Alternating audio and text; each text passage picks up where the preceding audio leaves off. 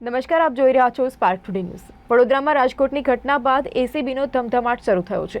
2018માં લાંચ લેનાર પૂર્વ પીઆઈ ઝાકીર હુસૈન સિંધીની ધરપકડ કરવામાં આવી છે। એસીબીએ પૂર્વ પીઆઈની ધરપકડ કરી છે કે જેમને લાંચની 30,000 જેટલી જે માંગણી કરી હતી ને આ લાંચ લેનાર એસીબીએ પૂર્વ પીઆઈની ધરપકડ કરી છે। કોર્ટ કેસ હારી જતા આખરે તેમની ધરપકડ કરવામાં આવી છે, પરંતુ કેમેરાની સામે લાંચિયા પીઆઈ ઝાકીર સિંધીએ કંઈ પણ બોલવાનું ટાળ્યું હતું।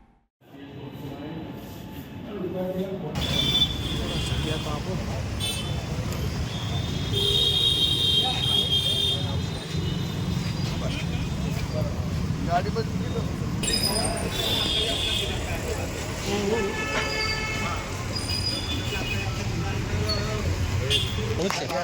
સાહેબ આ ધરપકડ તમારી કરવામાં આવી છે। 2018નો ગુનો છે, શું ગુનો હતો આ? પણ સામે